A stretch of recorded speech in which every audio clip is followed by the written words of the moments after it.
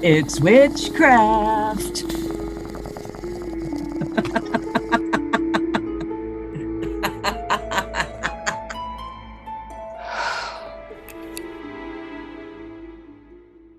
Hey, it's 4:20 a.m. Hi, and welcome to the Stoned Witches Hour. On this podcast, two best friends from opposite coasts of the USA tell scary stories about crazy creatures, wild poltergeists, funny, Cryptids. cryptids, ghostly things, things that go bump in the night, scary stories, horrible, horrific asylums, all the things that Layla hates. True crimey, weird stuff. True crime, ghosty things, representing the best weed, the wildest true crime, and the scariest ghost stories. Oh, you're going to introduce me? Dang it. You got me again, Chelle. All right. So I'm Layla. I have the munchies and I'm high and I'm giggly and I'm also Chelle. Chelle, I cannot believe that we are still having fun making this podcast and that people are enjoying getting high and spooked right along with us. We always geek out when we see how far away some of you are listening from. So today, for our special episode 25, I'd like to give a shout out to Zed, a new listener that gave us a 5-star review. Thank you, Zed. And also say hi to our newest listeners from around the world. So yeah, shout out to our new listeners. I'm going to actually give my shout out to the people of Australia because, right now, Australia is wintertime right now. It's true. That's right. Southern Hemisphere, wintertime. Hey, wintertime in Australia listeners, cuddle up. As we're complaining about how hot we are, they're probably like, you bitches. So hot right now. Oh my goodness. The heat wave, the lack of water, everything is just absolutely crazy right now. So wild. But yeah, they're in wintertime. Does it snow in parts of Australia? Do you know? I don't know, but for our Australian listeners, hit us up on email or Instagram or something and let us know. Does it snow in Australia? And the other thing I want to know, besides if it snows there, does anybody keep kangaroos as house pets? Well, that would be interesting. I like the koalas. I mean, they're cute. Oh my God. All sorts of interesting things. And the big spiders, they have the big huge spiders. Okay, I'm done. No more. What I'm curious about is, does Australia have any cryptids? Ooh. They have cryptids in Australia. No, actually, another interesting question, East Coast, West Coast, Australia versus Africa. Our South African listeners, I want to know what cryptids you got going on there because you got some badass animals on your continent. So you got to have some badass cryptids would be my guess. I think so. We should do a worldwide tour, cryptids on every continent, and just check them all out. Go everywhere. Everybody, tell us your cryptids.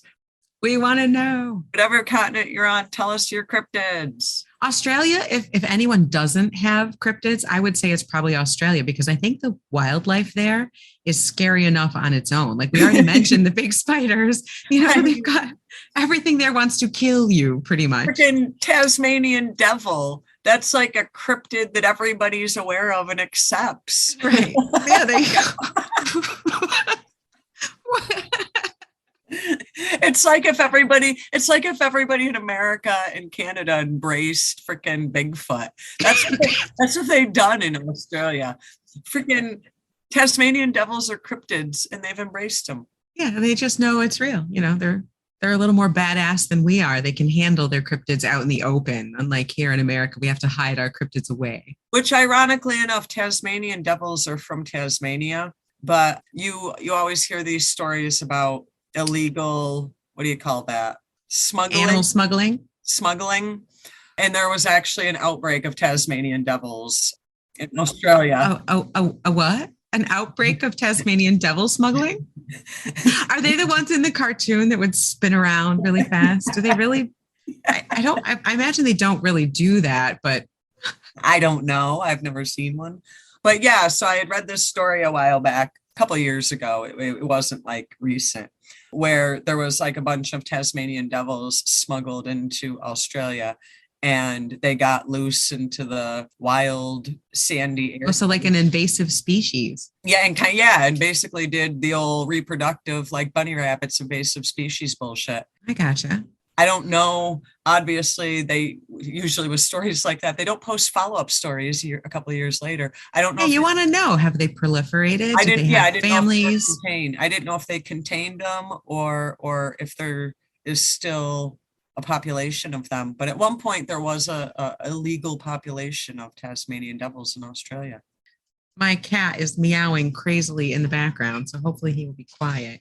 It's his birthday today. Your cat's birthday? Milo is 3 today. Now, is this the cat that you told us in episode 1 that you weren't keeping? Yes. And is he my boy now? And do I love him? And are we celebrating his birthday in style? Also, yes. 25 episodes later, the cat's a part of the family. The cat is now part of the fam. Yes. And as you all know, he is chipped. And so we did get some of his information, like his original name and his birthday and where he was from. Unfortunately, the contact people on his chip never responded after months of trying to get in touch with them. So, or fortunately, because we adore him. So he's part of the family now. His name is Milo, but we know he's 3 today. Aww. He's 3. Happy birthday, Milo. Happy birthday, kitty. Speaking of kangaroos in Australia, the cryptid that I'm going to talk about today, some people say resembles in some ways a kangaroo. Oh, does it have a pouch? That's all I want to know. Does it have a pouch? I wish I could say yes, but no. There have been a couple random reports, but they're very minor that said that they were marsupial-like. Most just said that it was kind of about the height, 3 to 4 feet tall, like a short kangaroo, and it kind of had the hind quarters and stood upright and moved similarly to a kangaroo. So that's about where the similarities end. Is the stoned girl, I have to ask about the pouch, duh. Yeah, well, yeah, where else are you going to stash your weed? Right? Yeah, you got to have a place to put your glass, or you're going to break it. That's probably why I imagine that cryptids carry silicone, right? Because I love those silicone pipes, right? Unless you're a marsupial cryptid, you don't got pockets, so you have to carry the unbreakable. You must, I have a feeling that we've both got to be smoking some good stuff today. Yes, absolutely. I am still smoking on my homegrown because you know me, I'm a cheap ass bitch and I like things to be good and not expensive. So I'm smoking my delicious straw nana, but I'm also splurged a little bit because I got to keep up with my heavy hitter THC Chelle. So I needed to get something a little special. What'd you get? Looks boring as hell. It looks just plain, regular old standard looking green with the orange hairs, lightly frosted. It's called apple fritter. Ooh, and it smells, yes, it smells amazing. It smells so delicious. Sweet. That really light green scent when you smell that, you're like, oh yeah, that's weed. Can I have some? That smell. I bet it doesn't taste like an apple fritter though, does it? It does not. And it also does not taste like it smells. Damn it. Does that just mean when you smoke it, the first thing you want is an apple fritter? Probably. The munchies are off the chart, absolutely off the chain. So interestingly enough, I like to eat cheese with my apple fritters or apple pie. You ever have like a nice sharp cheddar with your apple pie? Absolutely not. Chelle, it's so good. It's delicious. I love cheese too. You should try it. It's one of those things that when you first hear it, it doesn't sound good, but a nice sharp cheddar with a really good apple pie or apple fritter is so delicious. And interestingly, this sweet smelling apple fritter bud tastes kind of cheesy. That kind of cheese funky taste that some buds have. Yeah. I don't always love it. It's okay in this particular case. It's a little more just green and funky with that kind of little hit of cheese. So it's not bad, but it's weird that it doesn't taste like it smells. Interesting. But it's good. And you would be very happy to know that this has like a super high THC of 32 to 35%. That's what I like to hear. Good stuff. It's described as being euphoric and creative, but I would say only in the sense of talking about growing weed on Mars again. If we wanted to have, really out there conversations, probably not a good good strain for getting things done. This is not the go to work cultivar. This is the this is the get rid of your pain. This is help you go to sleep especially if you are a not as regular user. I would go light on a cultivar that has this high of a THC, because I'm a regular user and I can immediately feel it right in my eyes, and it's going to knock somebody out, put you right to sleep in a beautiful, blissful coma. You'll be just so happy. But yeah, so go light if you're not a regular user. Otherwise, enjoy to your heart's content, but don't expect to get any work done. Just expect to be happy and comfortable and hopefully not eating too many apple fritters. How about you, Chelle? What are you smoking over there today? Obviously not that good a shit. Damn. You always come back with some amazing, amazing cultivars. You have some fabulous stores out there. I'm very happy with your selections. What did you find today?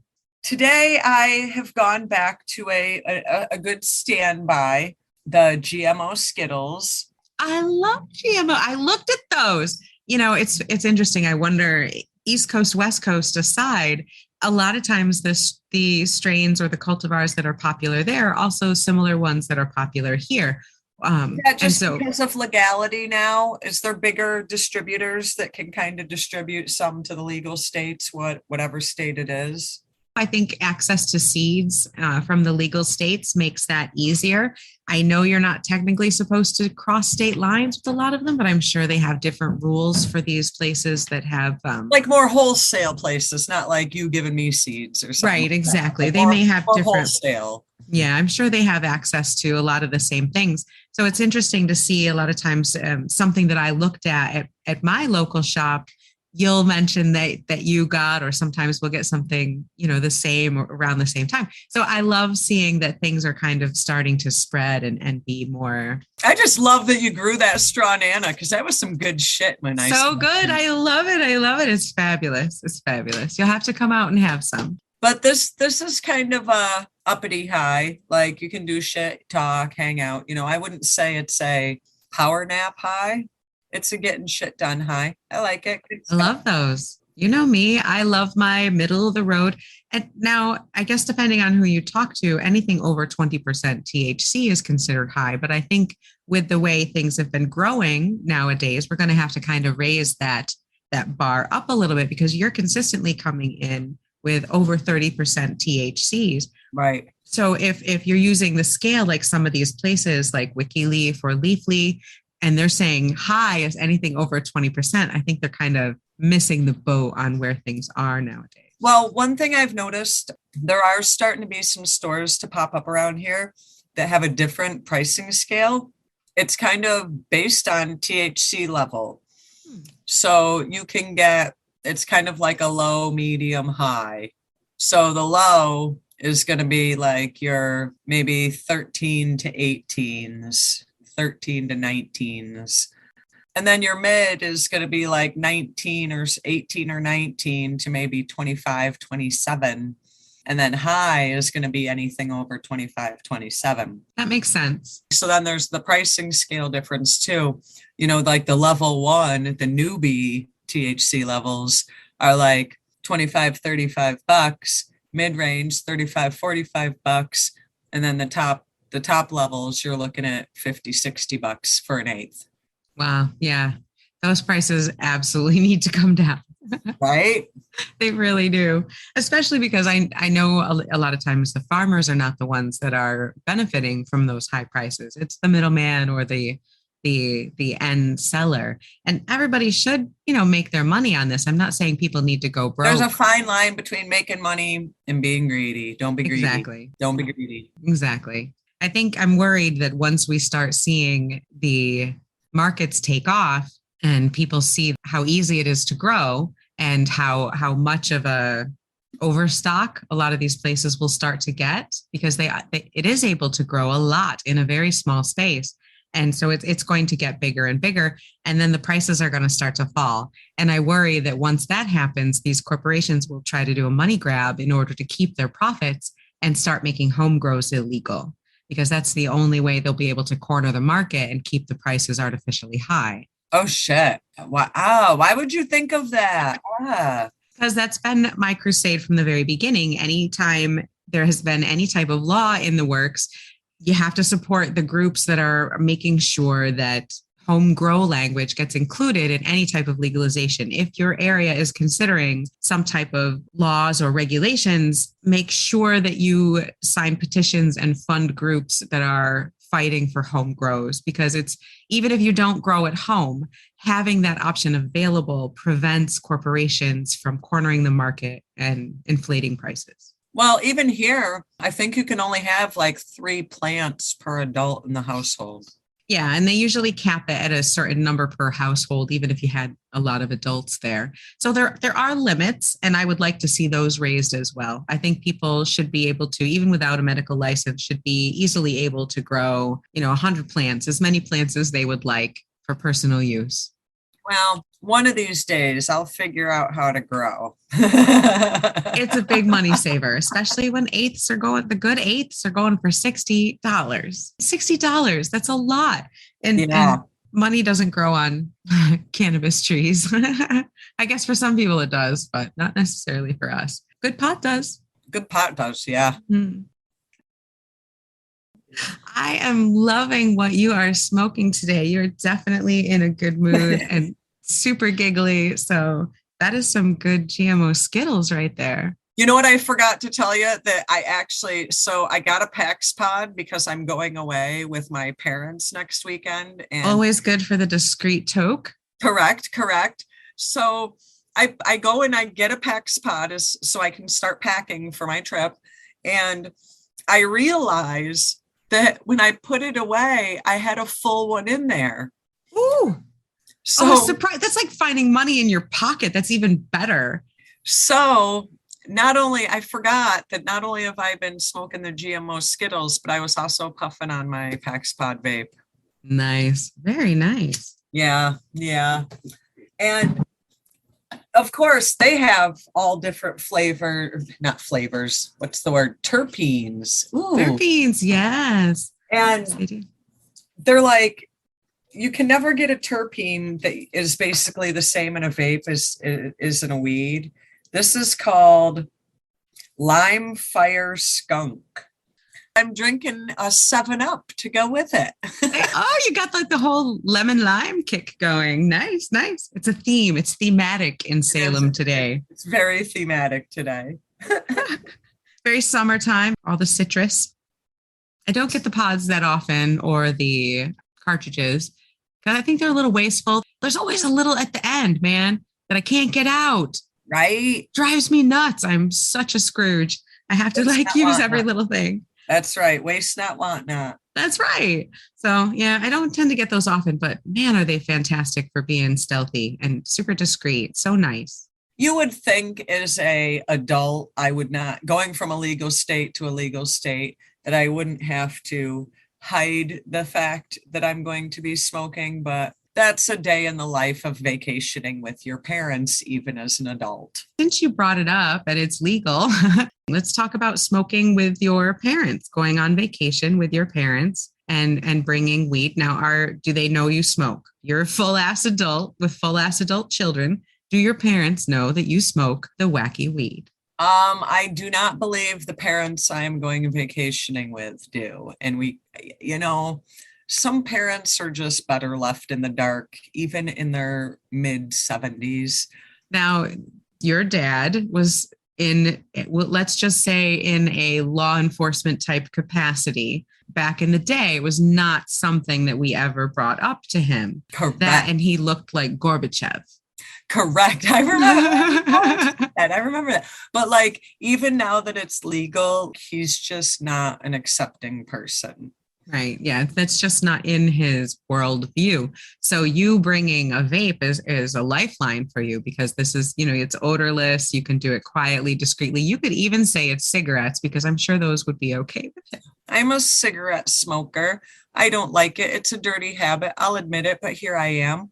I'm not allowed to smoke around my dad either. I'm kind of treated like I'm still 10 years old. So even cigarette smoking is not accepted. Like on this trip, I'm actually going to have to walk away, hide. He knows I smoke, but he just can't witness it. You know, some people are just like that. Now, for me, I've mentioned before that like the first time I got high was accidentally at a party my dad was having.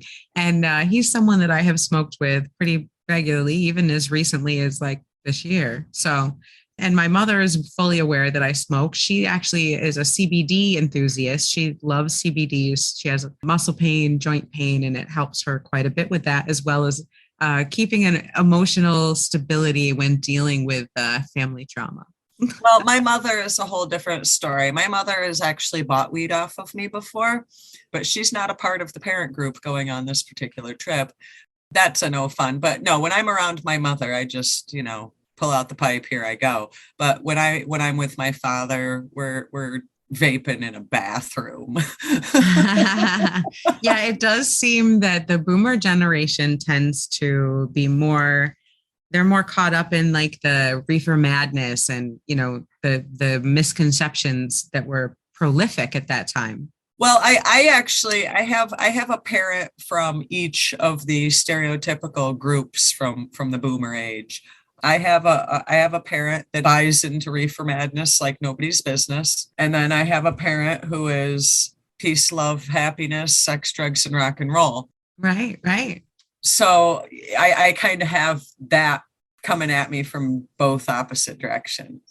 And sometimes that's how it goes, and I don't know how best to bring up that conversation. We all kind of have to figure out how that is in our own families, and what's acceptable and what's not acceptable for those. But I will say this, though. If my father does not know that I smoke marijuana, then I have done a very good job over the last 30 years of being super high in front of him and him not knowing it. Never knowing. That's right.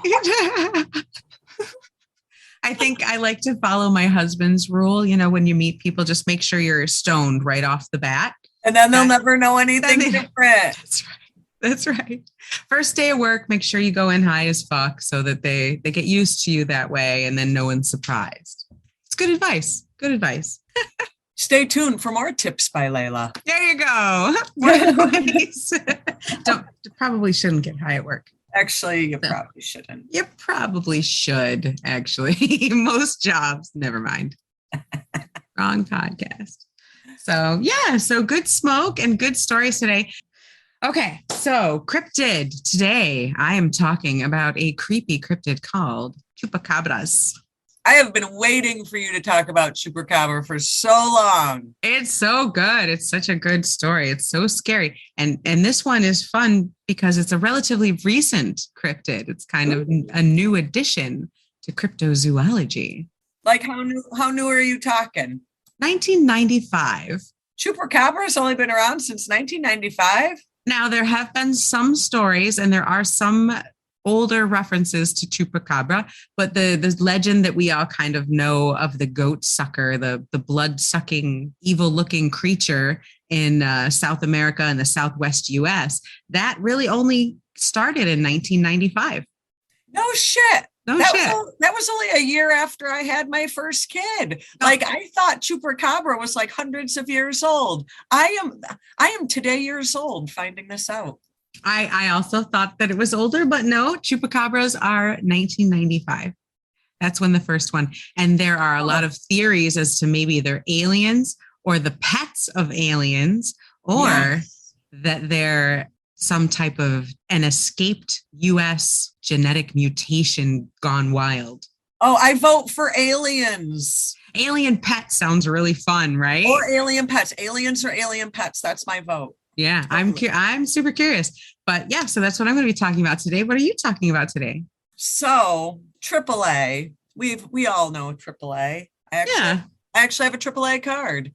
AAA puts out a list of most haunted roads in America each year. Do they really? They AAA puts out the most haunted roads in America? Yeah.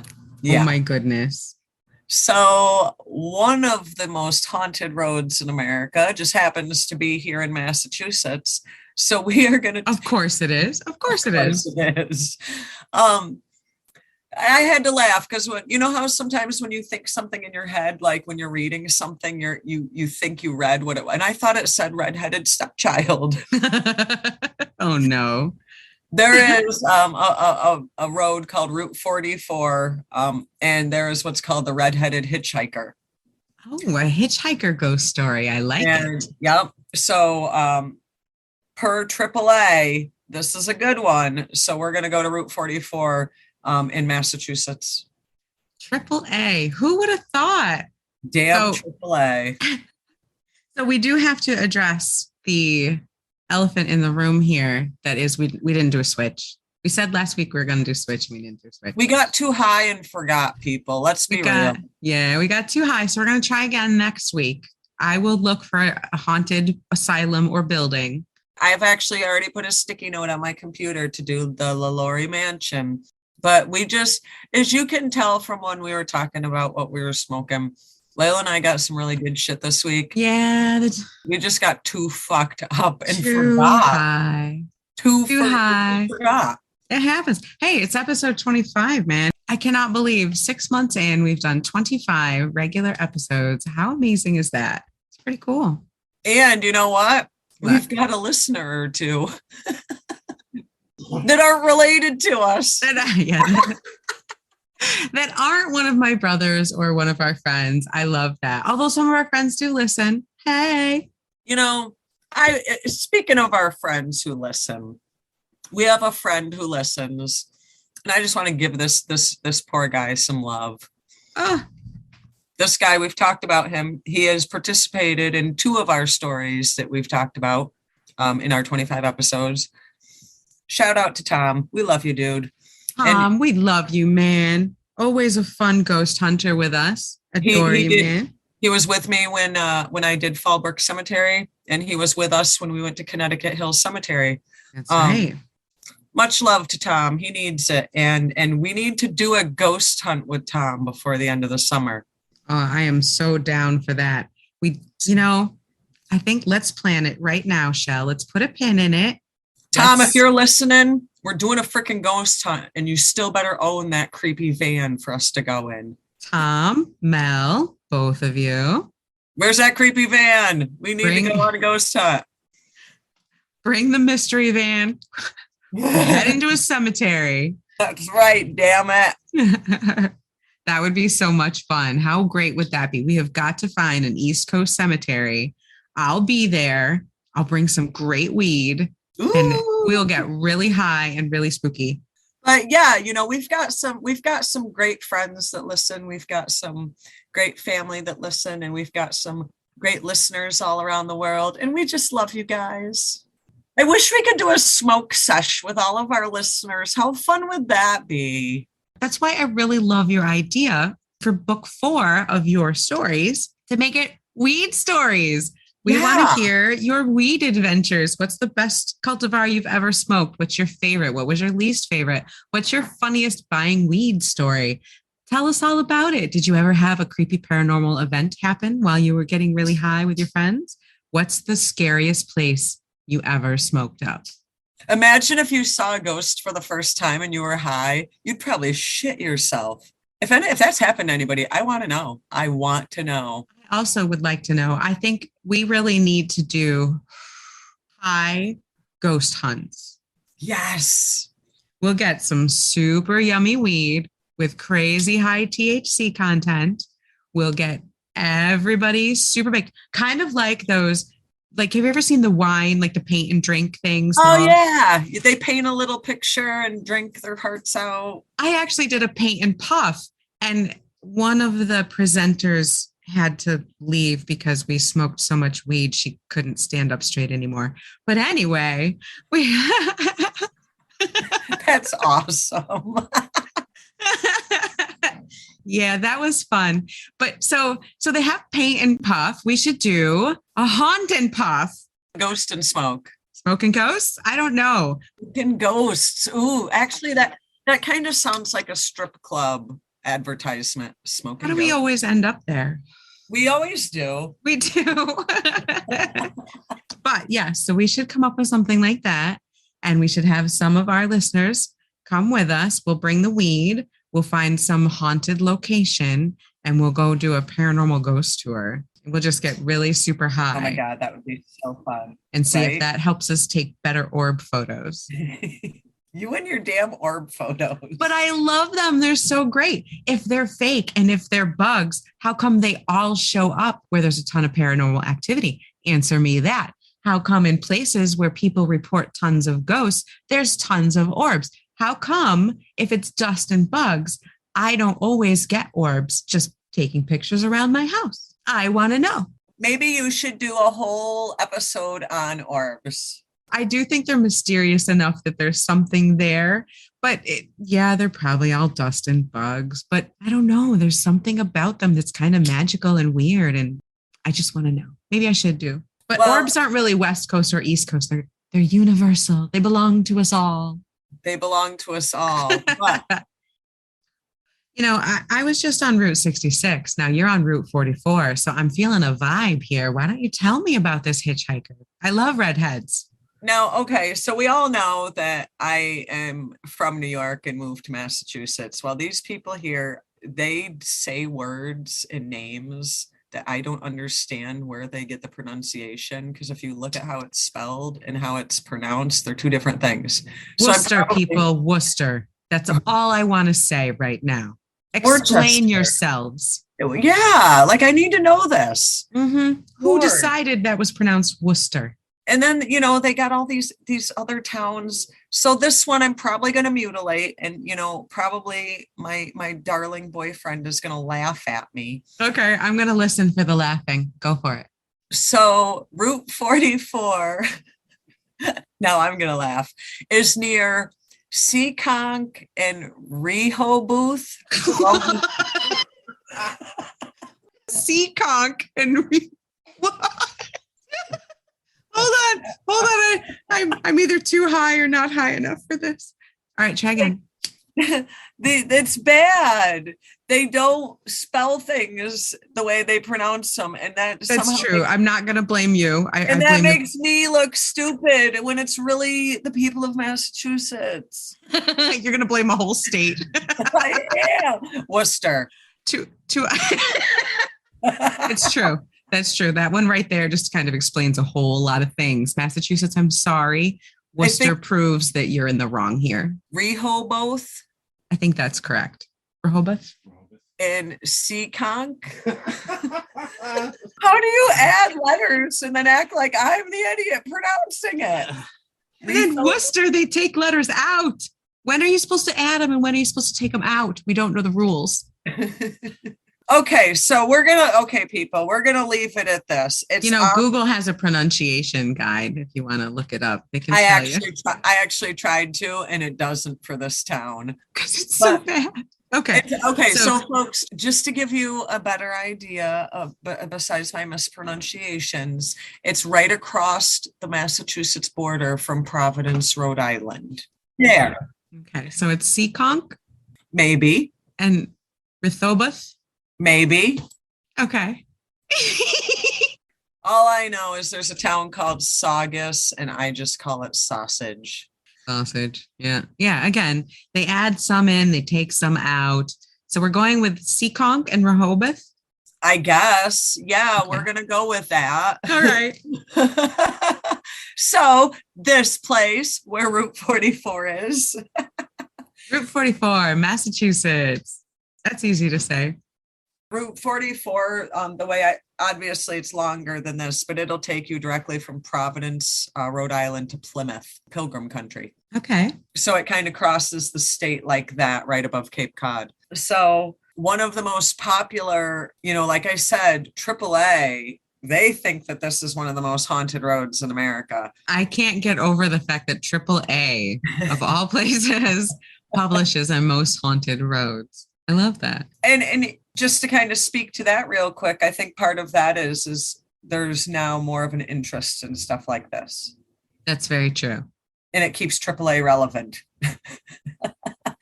But yeah, so there's this guy, the hitchhiker of Route 44, the redheaded hitchhiker of Route 44. This is a road that'll actually, a lot of people have died along this stretch of road. including a man that matches the redheaded hitchhiker's description. This is probably, if I remember correctly from when I was reading, this is about 3 or 4 decades worth of sightings. Not long. Yeah. So now here's the problem. 40 years ago was the 80s. That's true.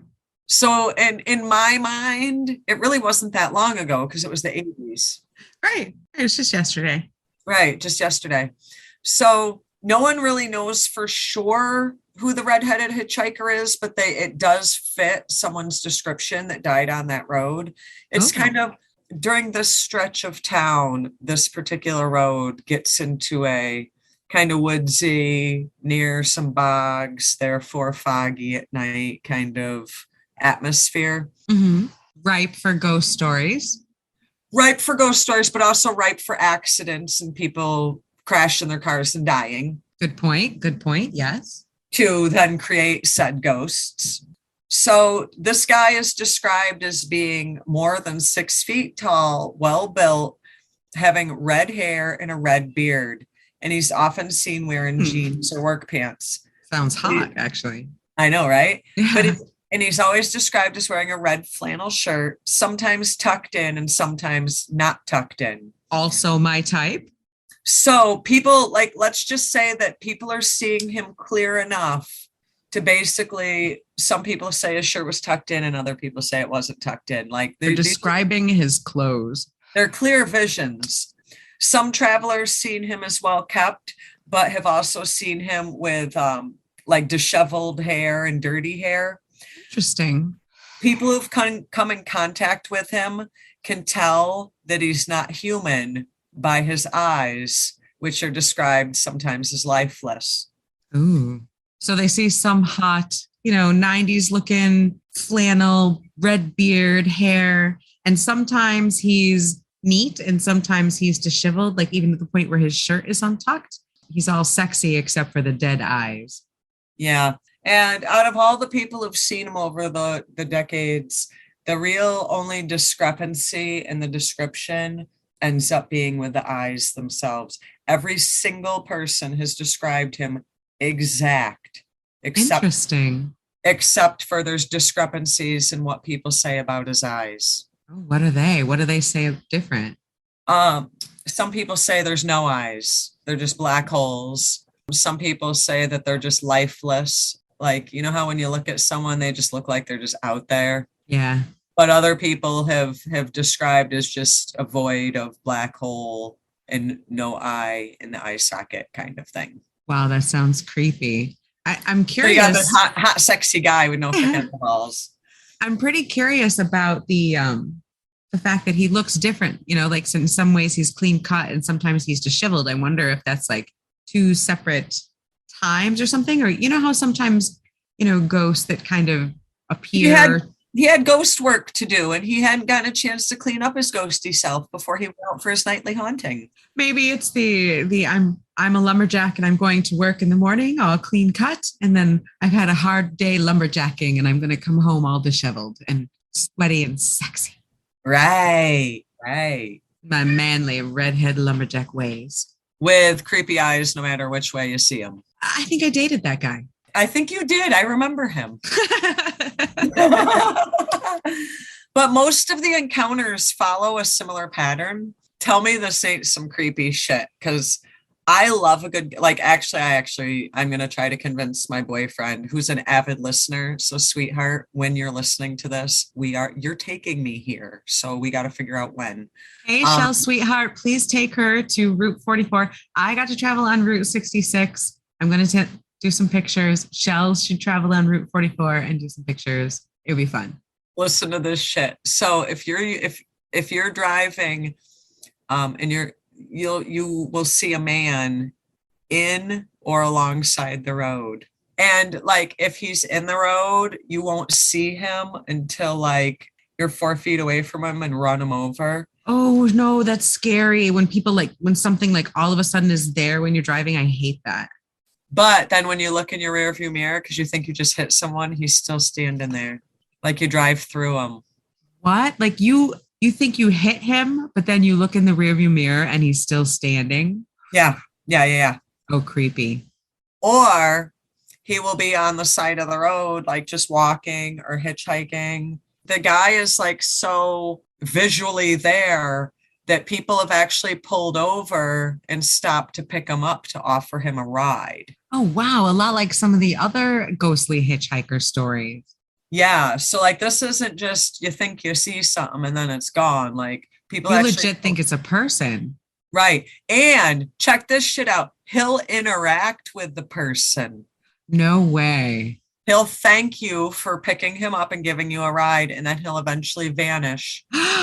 Much like the lady in white ones where they vanished, leaving a puddle of water in the seat. Well, there wasn't a puddle of water left in the seat, but yeah, he'll just be like, thank you for picking me up. I appreciate it. Poof, gone.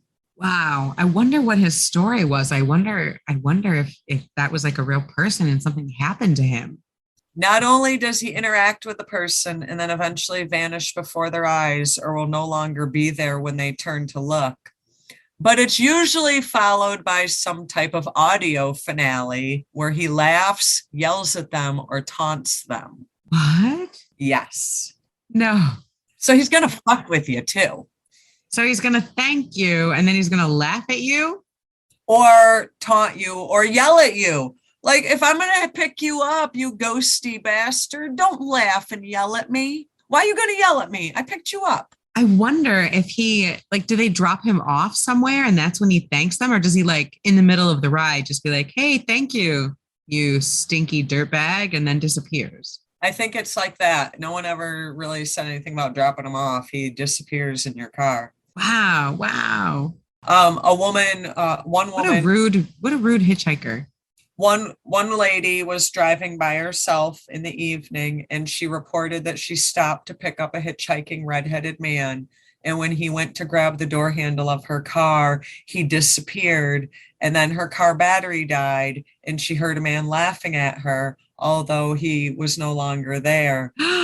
10 minutes later, the car started, but not before the woman had started to break down in kind of a mental breakdown of fright. 10 minutes is a long time when you're out in the middle of nowhere and you just hear her disembodied laughter. One man was driving alone and he saw the redheaded man on the side of the road. He stopped and called out to the man who started to walk towards him. And as he got closer, the guy slowly faded away until he had completely disappeared. I cannot even imagine having someone walk closer to me and then just like gradually disappear. Start to fade away in front of you. Another person had the hitchhiker appear. They didn't even pull over.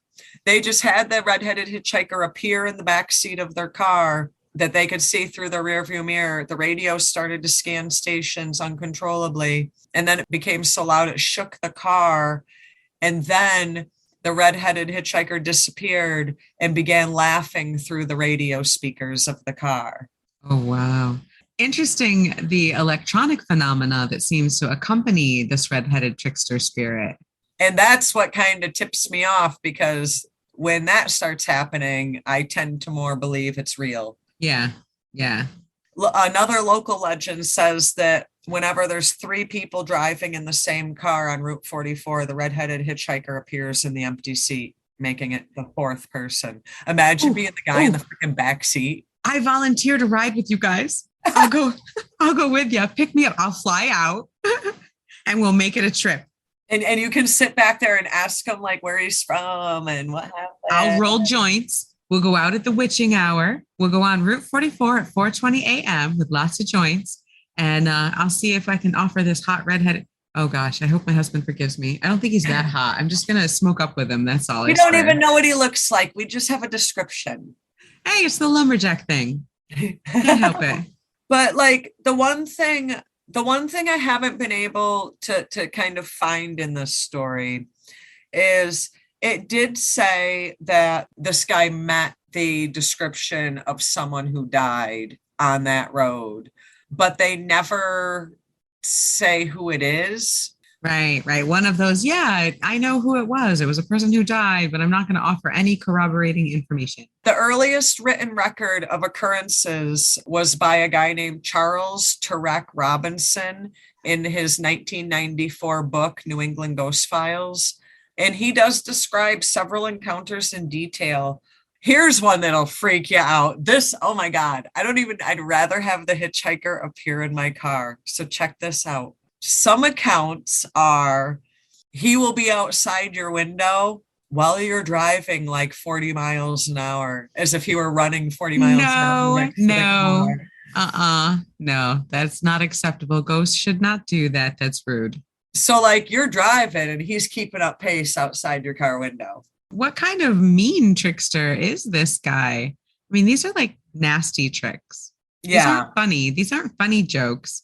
It's almost like he thinks he's being funny, but that's not funny. There was a couple in 2001, boyfriend, girlfriend, husband and wife, I don't know.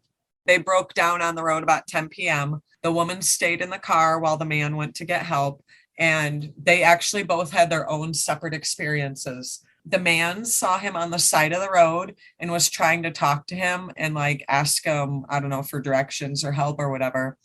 And the redheaded hitchhiker began yelling at him and disappeared, laughing at him from all directions, trying to kind of make him crazy. Wow. And then the woman, that would be scary. The woman was sitting in the car, and all of a sudden, with the car turned off, no power onto the car, the radio turns on, and his voice comes over the radio, taunting her until she ran screaming from the car. That wouldn't take very long for me. Yeah, seriously.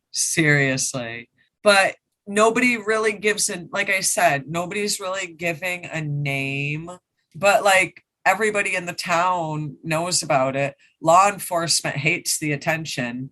You know, the police don't like the attention it brings to the town. So this guy who wrote this book in 94, he made several attempts to try to quote unquote reach out to the ghost and wasn't able to. But strange things did happen. He just didn't see the redheaded hitchhiker. The first time he had a tire explode when there was nothing visibly in the road that could have popped the tire. The second time his car just randomly stalled for a few minutes and then just all of a sudden started working again. Almost like the redheaded ghost wasn't going to appear to him, but was going to mess with him. Right. While he was waiting for the tow truck driver, he was hearing noises most of the night in the woods, rustling. He says it didn't sound like an animal. It sounded like something kept walking away from him and then walking to him. He didn't turn his radio on because he was afraid that the guy would talk through it. Turned his cell phone off because he was a little freaked out, but never was able to kind of entice the redheaded hitchhiker to come out. So he kind of thinks that maybe he knew he was coming and didn't want to give him what he wanted. Yeah, it almost sounds like that. Like he didn't want to have anything to do with the investigator, but he was willing to kind of fuck with him a little bit. But, you know, it kind of gets passed through the town like kind of like a highway boogeyman. Basically, anytime anything bad happens, the hitchhiker takes the blame for everything on that road. Yeah. It is definitely something that enough people have encountered that it seems like there's substance to it. It's just that no one has been able to necessarily produce this is who we think it is. Right. No good solid origin story, just a lot of corroborated sightings. Right. Nobody can necessarily say this was John Smith that was a lumberjack in 1981 who got killed on this road doing blah, blah, blah. But there's enough corroborating evidence that there's something there. It's just no backstory. Right. Interesting. Wow. That's one of those mysteries. Right. I want to go to Route 44 and get a hitchhiker. Yeah, you should ask him. Be like, hey, what's your name? What's your story? Maybe he just needs a ghostly reporter. I know. We'll kind of do like Geraldo, you know, tell your side of the story. Tell us. Yep.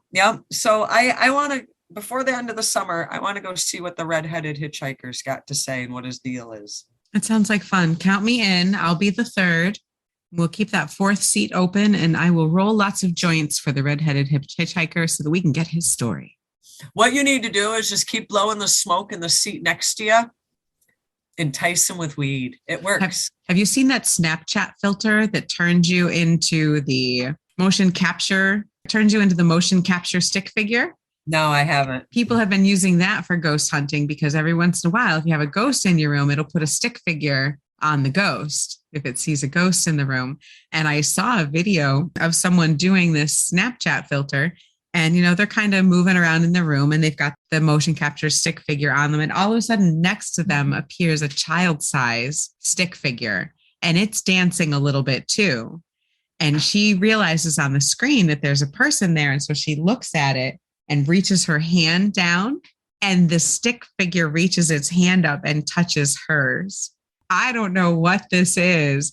It's probably the computers and video gets pareidolia too. It sees figures and faces. Right? I wish you guys could see Chelle's face right now. She is completely motionless, absolutely shocked. I want to get Snapchat just to try this. So I'm pretty sure it's just seeing figures and faces where there aren't any, because this is not the first filter that people have said is a good ghost hunting filter. I'm pretty sure it's just kind of like pareidolia, but I don't know. That one seemed like it was, I don't know. That's the thing. I don't know. And it seems like fun.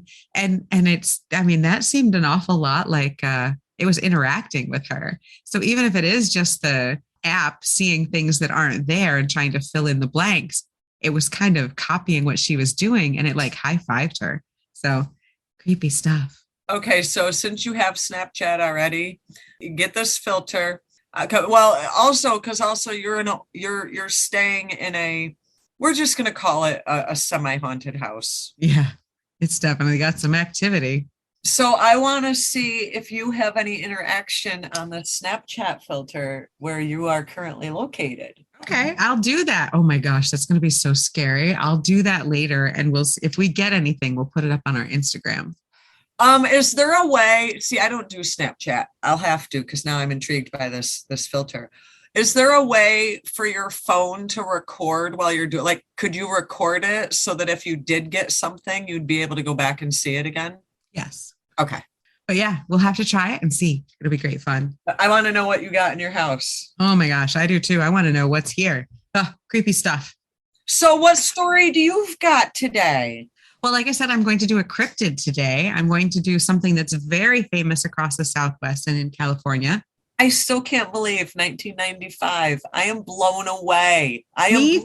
Away. Especially because in a recent episode, you brought up the news story about the Texas Zoo in Amarillo that said that they had a possible Chupacabra sighting. Right.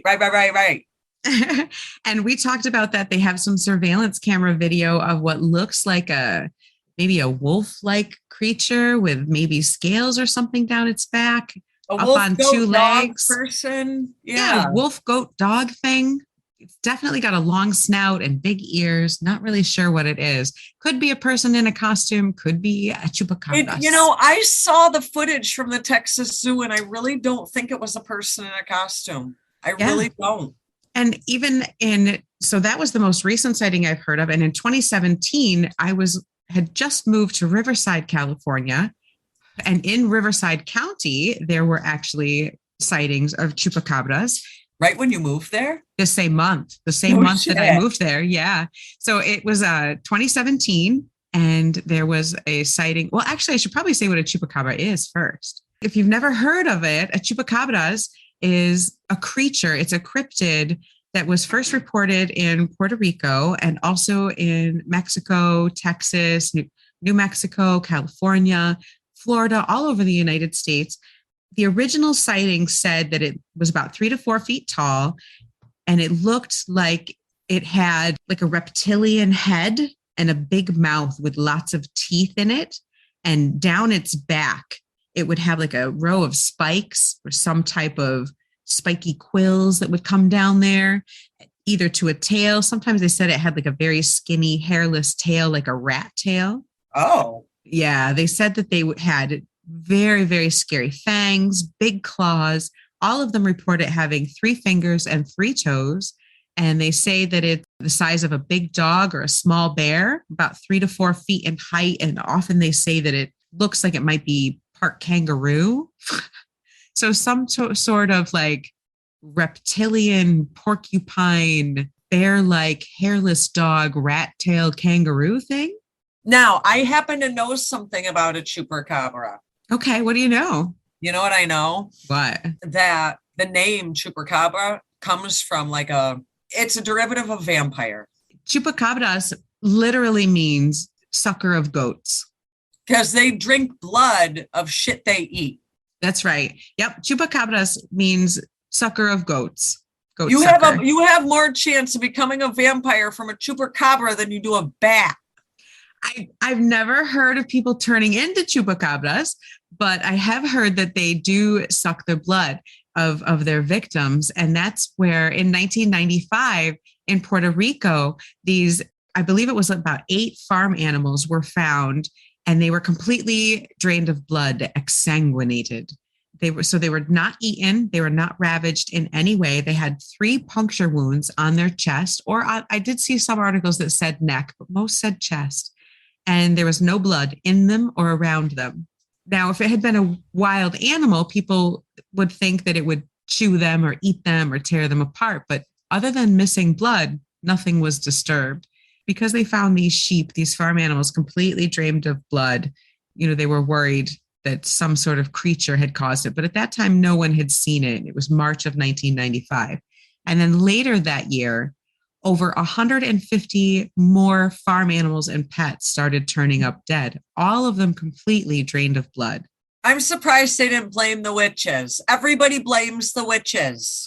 More attacks happened in 1995. So again, 150 farm animals and pets by August of that year. By the end of 1995, chupacabras had been blamed for more than 1,000 mysterious animal deaths. All of these animals died from blood loss and were found with no blood in the ground around them, no blood in their body, and not having been eaten.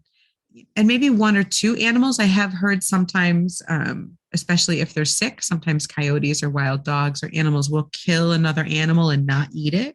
But this is over 1,000. All of them had been drained of blood. One misconception I think about chupacabra that people think is that they think it's something from just like the Southwest in Mexico. But I've heard in the past of sightings anywhere as far up as Maine. I have as well, even though it started in Puerto Rico. How did it get across the water? There's a lot of theories to that. In the beginning, they didn't know what was happening, and until a woman, Maria Tolentino, was the first known witness to see what was causing these deaths. She says that she saw a creature that was about 4 foot high, and it had wide set, very dark, scary eyes with very long, thin arms. It had 3 fingers. Sounds like an alien. It did stand up on 2 legs. She said it was kind of lizard looking, and it had spikes all along its back. And so again, this is more like the reptilian kind of chupacabras that people started saying, especially in South America and in Puerto Rico and in Mexico. There's 2 distinct types of chupacabras, and this is the first one. Maria Tolentino was the first witness, and her description kind of went viral for the time in 1995. And it was picked up by different news stations and went all around. And then more witnesses started coming forward, and their descriptions were all very, very similar to Maria's. And they all reported that some type of spikes or quills or feathers in a ridge down its back, like a large dog. They described it as having a muzzle and having creepy red eyes. Oh, they always have red eyes. Yeah, they always do, right? So for about 5 years, there were a lot of reports of chupacabras that looked like this in Mexico, Nicaragua, Argentina, even like Florida. It started to come into the United States. People were reporting it. And around this same time, people would find usually pets or farm animals with bite marks, odd bite marks, not like what would look like a full bite mark from an animal, but like 2 or 3 punctures and completely drained of blood. Did they ever get a human? There were reports that some humans, in 1996, in Mexico and Miami, more attacks are starting to happen. And this chupacabras, this kind of alien reptile looking chupacabras was reported as being seen around some of these attacks. I just didn't know if they just kind of were like a quote unquote threat to animals, or a threat to humans as well. In the beginning, it was mostly animals. And then as time went on and it started to spread to North America and in Mexico and in the United States, then there were reports in Sonora, Mexico, Veracruz. There were reports that people were killed and again found completely drained of blood with odd wounds. Because that would, I'm just thinking, fast forward to that news story that I read a few weeks ago about it being outside the zoo. That makes total sense. It went to the zoo to get food. Oh my God. Right. Most of the attacks are on animals, and it seems to particularly like goats and sheep and that type of animal. In Calderon Village in Sinaloa, which is in northern Mexico, they actually started to form squads, vigilante squads, because they were finding all these goats bled dry, and they're trying to figure out what was doing it. And there were reports of these creatures seen near the animals before they were found dead. They were telling people, keep your women and children locked up inside at night because they didn't know what was happening. Really keep your goats locked up at night. Right. And it was reported there that one human was attacked by this lizard-looking spiked creature, and they did manage to escape. Some people report that it chitters at them, or almost like it's trying to talk to them, like some sort of chattering noises that it makes. Like it's trying to communicate, but not in any form or fashion that we would get. That's right. The Espinosa family in Mexico, they reportedly saw this creature, again, 3 to 4 feet high, scaly lizard type skin, clawed hands with 3 fingers. And they said that the creature was like mumbling and gesturing at them. So there have been people who have said it almost seems like it's trying to communicate with them when they see it. But didn't attack them? Did not attack them. That's what they said. Now, a lot of times people will describe a putrid smell. I know with some of these cryptids, that's almost like a Hallmark card for some of the cryptids. Like I know that Sasquatch is reported to have like a really stinky smell. And so does Chupacabra. They often say that it smells like a wet dog. The reports do get into the United States. In Florida, New Mexico, Texas in particular is a hotbed of sightings for Chupacabras. California as well. And I did ask my youngest daughter, she has friends all over the country and a couple in Canada. And I asked her if any of her friends had heard of Chupacabras, and they all had. And again, some of them were as far away as Minnesota, all the way up in Canada. I believe in Vancouver, Canada, one of them lives. And they had all heard of Chupacabras.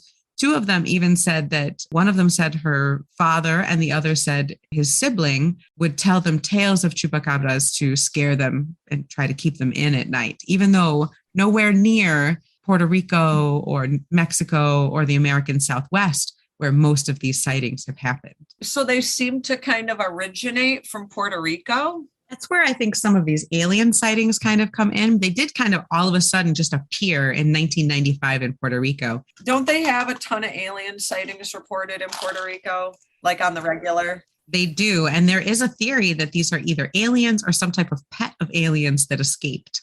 Wasn't there an alien theory about, like, we know the gray heads, love the gray heads. Yeah. Wasn't there a theory about lizard people? Or is that just a movie I've seen one time? Well, there is a movie called Species that also came out in 1995. And some people do say that Maria's description of the Chupacabras that she said she saw around the time all the animals were getting exsanguinated in her village, they say that it sounds very much like the alien creature in the movie Species that she had seen. They always say that movies like that are just made to prepare us for the truth that they haven't told us yet.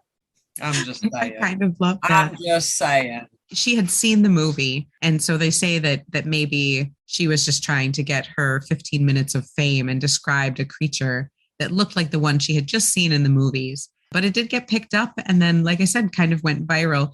Interestingly enough, the South American, so there's that version of the Chupacabra that came from Puerto Rico. And then it gets a distinctly American twist. As does everything. Once it kind of hits Texas and California and New Mexico, now this kangaroo, lizard, spiky creature starts to resemble more of a very large dog that sometimes stands upright and sometimes walks on all fours and has an extraordinary elongated muzzle and It almost like a bear-like head on a dog-like body with a big long kangaroo rat tail. And A this weird visual. Yeah, and this chupacabra creature is seen again mostly in New Mexico and Texas, and there are sightings all over the place of this creature. Phyllis Canyon, 2016, she was interviewed for the Texas Observer. She says June 2007 was the first time she saw a chupacabra, and she saw some type of hairless dog-like creature that was like blue-gray, very bony, very elongated, and shortly after she saw this strange creature, she saw that some of her chickens had their throat bitten and were completely drained of blood, but nothing else had been eaten. At least she still had the chicken meat. Yeah, but ew, gross. If it was like chewed on by some alien creature, I'd be scared of catching some sort of weird alien disease. Right. Good point. Over the next couple of days, she kept seeing this creature. It looked like some sort of large, hairless dog with extra big teeth and strange colored. She tried to take a picture of it and actually got kind of a picture of it and became famous for a little bit, I guess. So, yeah, she actually has this creature stuffed. And I'm looking at a picture of it right now, and it looks like a dog. So I'm not really sure. But so she says she saw this chupacabra, and it's definitely a chupacabra, she says, because the animals it killed, it only drank their blood. But it doesn't look anything like the chupacabra from Puerto Rico. Again, stood on two legs, kind of had a lizard head. And this very much looks like a dog with sarcoptic mange, where all its hair's kind of fallen off and its skin's gotten very thick and gnarly. So they look scary. Are they the same thing? Because they almost seem like two different animals. I would say the Southwestern American chupacabras and the Puerto Rican, Mexican, Latin America chupacabras do sound very much like two different creatures. Yeah. Our chupacabra sounds and looks much more like a very large dog. Like Wolfman. Kind of like a wolfman, but mostly walks on all fours, has a big bear-like head, extra large teeth. My idea of a good time. Right. And still is definitely drinking the blood of animals, which you wouldn't think if it was a wolf or a coyote or a wild dog. You'd think they would tear it to shreds and kind of eat the meat, whereas these only drink the blood, kind of sticking with the goat sucking kind of thing. So maybe the lizards in Puerto Rico are actually the lizard people aliens, and then the dog creatures of the Southwest and United States are the alien pets. Maybe that's possible. I kind of wonder that myself, if it's just two different things. The thing that I think kind of freaks me out is, where did they just all of a sudden come from randomly out of the blue in 1995? Like, where the hell did they come from? And they came with a vengeance, because they killed over 1,000 animals. And throughout the United States, there have been different times where farmers and ranchers have found groupings of animals deceased just with all their blood drained. In Riverside, California, was mid-July, this gentleman named Kerry Shukar, he said his cat freaked out and ran outside the house. And when he got outside chasing his cat, he saw the ugliest thing he had ever seen about 80 feet away. He said it had teeth jutting out in every direction. Oh, shit. It was standing up on hind feet, and it looked like the biggest coyote you had ever seen, but it had a long tail like a possum. And he said the creature snarled at him and then started making like chattering noises before it finally left. He says he thinks it was cussing him out because it was hunting his cat for breakfast, and he stole its breakfast from it. That's why I say aliens, because I think they're trying to communicate. They sound like they're smart. Now, here's another story. And I kept looking it up because I was absolutely sure someone had to be pulling my leg with this name. M.J. Blunt. I was sure they were shitting me. I was like, this has to be the Onion. But no, MJ Blunt is a real person. Mary Jane Blunt. She is an early childhood educator in Riverside County, California. And she also saw Chupacabra in 2017. And she said it was the strangest looking creature that she had ever seen. She also gave an interview to the Mercury News, the paper, the Mercury News. And she says that it was the strangest looking animal she'd ever seen. It had the ears of a deer, kind of like that picture, that Texas picture. It had very long, pointy ears. Oh, yeah, yeah. And it had a long muzzle or snout like a wolf, no hair, tail like a rat, and long hindquarters like a kangaroo. And she said she thought it might be some sort of weird coyote or sick wolf, but she said there were too many differing characteristics for it to be that. That's kind of what it sounds like. Like, I actually saw the visual footage from the Texas Zoo, and you can actually Google that. You can actually find the still images, and that's actually what it kind of looks like. It was June 10th, 2022, Amarillo, Texas Zoo. You can definitely see the pictures. And this one does kind of look wolf-like, more dog-like, much like the Southwest American Chupacabras. Yeah. But it's standing on 2 feet like the Puerto Rican Chupacabra. But you can tell those are not human legs. The way they're angled like animal legs. Like there's no way I can like better describe. And they seem very, very long. They seem like a lot of people described the Chupacabras as having very elongated legs. So even though these seem like 2 different species, they do have a lot of similarities. The elongated bones. It looks like a bunch of different animals put together. And that might give a little credence to one of the other theories, is that this is some sort of US government experiment gone wrong and that it's escaped and that they've done some type of animal hybrid things and it's gotten out. And that might explain some of these. And like you said, why did it appear so suddenly on the cryptid scene? Well, and the shitty thing is that the government's pretty shady, so you kind of can't rule that out. That's true. That's right. You never know. You never know what's going on. And of course, they're not going to tell us. They lied to us about UFOs for so many years. What else are they lying about? Did they make Chupacabras? Did Chupacabras come here with the alien? Did the alien ship crash land? And they were here on vacation and their pet dog got loose. Yeah. That's probably what happened. And they probably, because Puerto Rico is a beautiful destination, but it's a U.S. territory. That's what I was looking for. Yes. And so they could have gone ahead and done some sneaky government bullshit in Puerto Rico, and then this thing got let loose, and here we are. That's right. Maybe they're there trying to get around some of the rules. Exactly. So, and then experiment gone wrong. It's loose. Here we are. It got on a Navy ship and made its way to Texas. That sounds awfully specific, Chelle. What do you know that you're not telling us? I know, right? But it's almost like you're hearing a lot about it, especially lately. Like you said, last month, that news article, Chupacabra out and about. It's definitely more of a socialite than Sasquatch. That's right. They like to have their picture taken much more often. And it's interesting because they showed up in 1995. They were like, boom, right there in the lexicon. They're all over the place. And they haven't really let up since. I mean, they're still being cited. There are still animals mysteriously being drained of blood places and obviously evolving and procreating along the way. Obviously, I just am very interested to see all the different species, breeds, like dog breeds, I guess. Like, is this the Labradoodle of the Chupacabras world?